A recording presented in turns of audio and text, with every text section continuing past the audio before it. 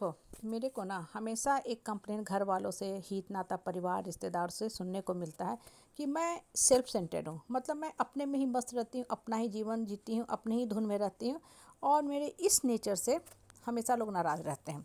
तो मैं हमेशा सुनती हूँ ये बात, सुनते सुनते मैं थक गई। तो एक दिन मैंने अपने घर वालों को, परिवार वालों को, हित नाता, रिश्तेदार, यहाँ तक कि कुछ नज़दीकी दोस्तों को भी स्पष्ट शब्दों में, कम से कम शब्दों में समझाया कि देखो, मैं सेल्फ सेंटर्ड हूँ लेकिन सेल्फिश नहीं हूँ। सेल्फ सेंटर्ड और सेल्फिशनेस में बहुत फ़र्क होता है। सेल्फ सेंटर्ड का मतलब होता है कि मेरा फोकस इनसाइड है। मैं ये सोचती हूँ कि मुझे जीवन में क्या करना है, कैसे मुझे बढ़ना है।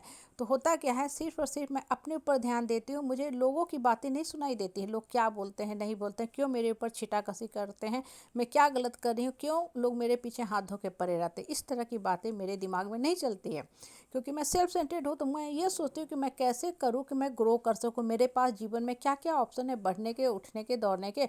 मैं कैसे क्या क्या करूँ कि मेरा परिवार, मेरा बच्चा आगे जा सके। तो होता क्या है कि मेरा विकास होता है। और जब लोगों को मुसीबत होता है, लोग आते हैं, हेल्प मांगते हैं, तो मैं उनको भी मदद करती हूँ।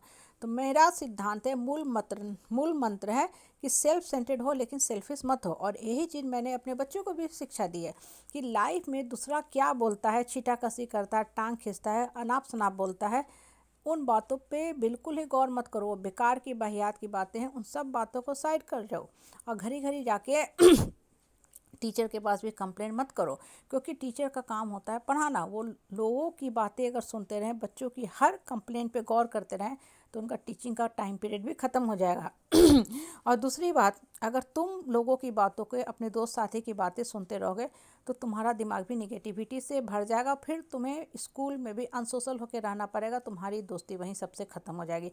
तो हम इनसाइड फोकस रखते हैं, अपने भी बढ़ते हैं, बच्चों को भी बढ़ने के बारे में सिखाते हैं। और ये भी सिखाते हैं कि भाई तुम नॉलेज शेयर करो। अगर किसी को कुछ पूछना है तो तुम जानकारी दो, लेकिन मार्क्स शेयर मत करो।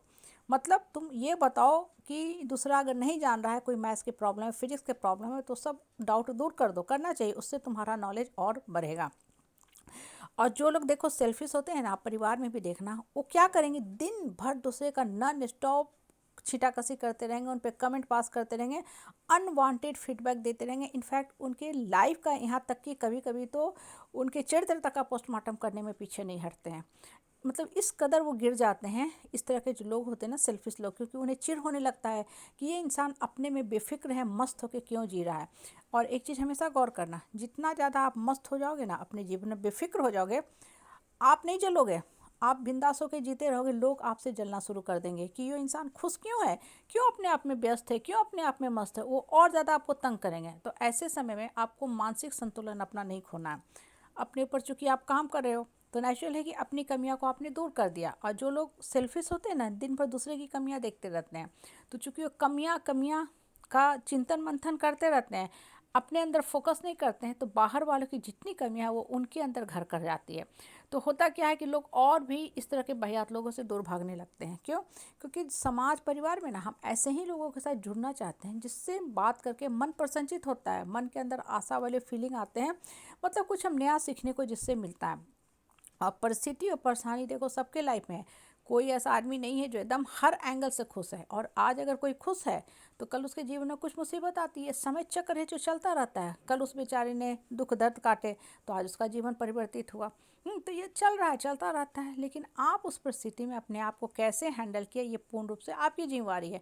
इसलिए सेल्फ सेंटर्ड रहो, उठो और दूसरे के लिए भी उत्प्रेरक बनो। जब आप खुद बढ़ोगे ना, तो दूसरा भी आपसे जुड़ जाएगा। वो भी आपसे सीखेगा कि अच्छा, इतना अच्छा मुसीबत झेल के भी ये पास आउट हो गए, इतना अच्छा हैप्पीली सर्वाइव कर गए, इतना अच्छा से बच्चों को सेट करा दिया, आखिर कैसे किया।